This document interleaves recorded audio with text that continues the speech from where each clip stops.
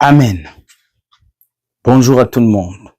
Est-ce que vous savez que vous ne devez pas dire Amen à toute chose?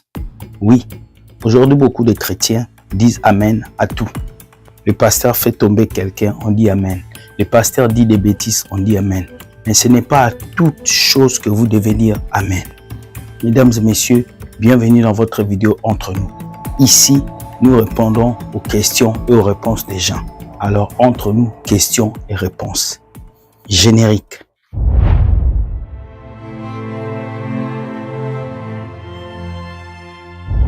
Hello. Le terme Amen veut dire qu'il en soit ainsi. Est-ce que vous savez pourquoi les chrétiens disent Amen à la fin d'une prière? Amen est un des mots les plus vieux du langage humain. Ce mot en fin de prière signifie tout simplement « ainsi soit-il ». En disant Amen, ils approuvent tout simplement la prière qui vient d'être faite. Mais en vérité, ce mot a d'autres significations. Si on remonte un petit peu plus loin, il signifie également vérité, en vérité ou j'y crois. C'est pour cela que dans certaines églises, lors d'un sermon, vous pourrez entendre des voix s'élever et crier Amen, comme pour confirmer qu'ils croient ce qui vient d'être dit. Le terme Amen veut dire en vérité. Et le terme Amen veut dire je confirme avec foi. Lorsque les disciples disaient Amen, ou lorsque les gens qui écoutaient Jésus disaient Amen, ils acceptaient et ils confirmaient jusque ce que Jésus disait était vrai et ce que les autres disaient était vrai. Quand nous voyons les chrétiens des Bérets qui vérifiaient la Bible pour voir tout ce qui s'est passé, tout ce qu'on leur disait, ils étaient dans la vérité et ils comprenaient la vraie parole. Aujourd'hui, Amen est devenu comme une citation. Lorsque le pasteur vole l'argent des chrétiens, on dit Amen. Lorsque une femme vient témoigner des bêtises, on dit Amen. Lorsqu'un pasteur justifie ses péchés et ses bêtises en public, on dit Amen. Amen est devenu une citation pour les chrétiens. Mais tu ne peux pas dire Amen à toutes les choses. Parce que dire Amen à tout ce qui se passe devant toi, c'est comme donner le droit à un faux pasteur de te dépouiller, de t'utiliser, de te détruire. Sachez que chaque mot dit, chaque phrase prononcée a de l'implication dans ta vie, du point de vue physique et du point de vue spirituel. Voilà pourquoi le jour où tu étais né, on t'a donné un prénom. Tu ne savais pas lorsque tu étais bébé. Mais au fur et à mesure que tu grandissais, ces prénoms, cette citation, ce mot qu'on t'a confié a grandi avec toi et a continué à avancer. Parce que le son que nous entendons, les titres et le mot qu'on nous dit, ça nous fait avancer. Je dis toujours, il y a deux choses qui font fonctionner le monde, nos paroles et nos actes.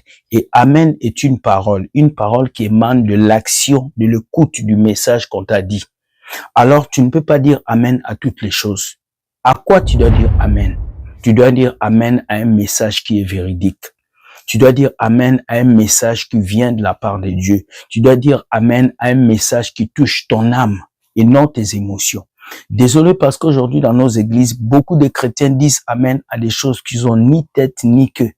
Ils disent Amen. Ils vont dans ces églises pour acclamer, pour élever. Même quand les pasteurs sont en conflit, tout le monde dit Amen. C'est triste, mais vous devez vous réveiller, comprendre que on ne dit pas Amen à toutes les choses. Car Amen veut dire ainsi soit-il.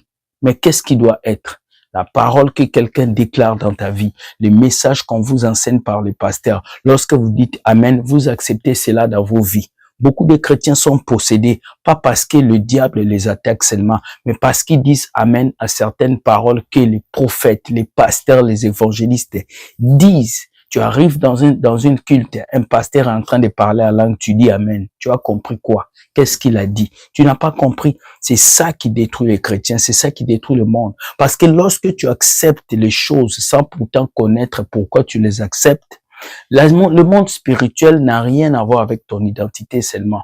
Le monde spirituel s'en fout que tu n'as pas compris. Le monde spirituel agit avec les paroles et les actes. Donc, si un pasteur te dit que tu as des sorciers dans ta famille, tu dis Amen, tu as accepté. La Bible dit, la foi vient de ce qu'on entend et ce qu'on entend vient de la parole de Dieu. Alors, tout ce que tu entends, tout ce que tu écoutes et tout ce que tu acceptes en disant Amen a de l'impact dans ta vie. On ne dit pas Amen à toutes les choses. On dit Amen à une prédication qui est véridique et qui touche ton cœur. On ne dit pas Amen à toutes choses. On dit Amen à un témoignage qui t'édifie et qui te pousse à être un vrai enfant de Dieu. On ne dit pas Amen à toutes choses. On dit Amen à un message qui te ramène vers la foi en Jésus. Aujourd'hui, vous dites Amen à toutes les choses. Un pasteur insulte un autre pasteur, vous dites amen. Un pasteur vient justifier ses bêtises, vous dites amen. Un pasteur vous escroque, vous dites amen. Non, un vrai chrétien, avant d'ouvrir sa bouche et dire amen, responsable, et il doit savoir que quand il dit amen, c'est que ce message est vrai, c'est que ce message a touché son cœur. On ne dit pas amen à toutes les choses. Quand tu es enfant de Dieu, tu dois savoir te taire et savoir parler, tu dois savoir analyser toutes les prédications, tous les messages, toute exhortation qu'un homme prétendu de Dieu te dit. Parce que le titre ne qualifie pas quelqu'un pour qu'il soit pasteur. Le titre ne qualifie pas quelqu'un pour qu'il soit prophète. Ce qui qualifie quelqu'un, c'est le message qu'il partage et c'est le nom de Dieu dans sa vie. Le mot amen peut être interprété de plusieurs manières. Ainsi soit-il.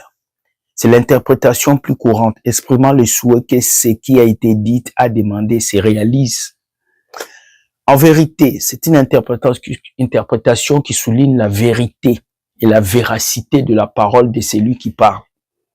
Donc, avant de pouvoir dire amen à une prédication, que ça soit moi, que ça soit une autre personne, que ça soit cette vidéo, avant de dire amen, sois sûr que tu as compris. Sois sûr que c'est dans la vérité et sois sûr que ce sont des choses qui sont véritables. Vous ne pouvez plus dire amen lorsque le pasteur vous prophétise des choses. Vous ne pouvez plus dire amen lorsqu'un prophète vous prophétise des bêtises. Parce qu'en disant amen aux prophéties de ces prophètes, vous ouvrez des portes aux démons ou aux sorciers de vous attaquer.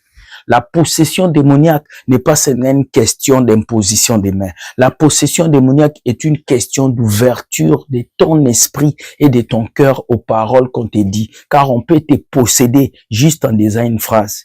Nous avons vu un prophète une fois qui avait dit abracada. Tout le monde a dit amen. Et vous allez être étonné que dans son église, tous les fidèles sont comme des moutons. Malgré qu'il ne prêche rien, lorsqu'il dit un mot, tout le monde l'écoute. Pourquoi? Parce que ce sont des codes sataniques. Et quand tu dis amen à un faux prophète, il va faire de toi son esclave. Parce que ton oreille reçoit des messages. Et ta bouche confesse des messages. La Bible dit, si vous confessez le nom du Seigneur Jésus, vous serez sauvés. Dans la vie chrétienne, ce qui marche, c'est nos paroles et nos actes. Celui qui n'a pas d'actes et de paroles n'a pas la foi, car la Bible dit, la foi sans les œuvres est une foi morte. Alors ce matin, je vais vous dire, ne dites pas amen à toute chose. Vous devez dire amen à un message véridique qui touche votre cœur et qui touche la sensibilité de votre esprit et qui est biblique, purement biblique. Arrêtez de dire amen à toute chose. Dites amen au message qui vous touche et qui vous ramène vers Dieu. Est-ce que c'est interdit de dire amen? Non, c'est pas interdit. Mais il faut discerner avant de dire amen. Car amen fait partie d'une citation qui dit qu'il en soit ainsi. Vous acceptez tout ce qu'on va vous dire. Voilà pourquoi beaucoup de chrétiens sont possédés. Parce que le diable ne t'attaque pas parce qu'il veut t'attaquer. Le diable profite de t'attaquer lorsque tu ouvres les portes. Alors lorsque tu dis amen à des messages, des New Age, à des prophéties sataniques, tu ouvres la porte pour que le diable entre dans ta vie et te détruit. Disons amen à la vérité. Disons amen au vrai pasteur, disons amen au vrai prophète, mais disons non aux faux prophètes qui nous prophétisent des voitures, des maisons pour nous embobiner. L'évangile de Dieu nous apporte deux choses, le salut et la repentance. Toute autre chose qui reste, ce sont des choses terrestres d'où on se bat pour l'avoir dans ces bas mondes. Si tu as compris ces messages, tu commentes par commentaire, tu dis amen, que Dieu soit loué, que sa main soit sur vous. Partage cette vidéo. Like et permet à quelqu'un de comprendre que Dieu gagne toujours. Soyez bénis, bye bye et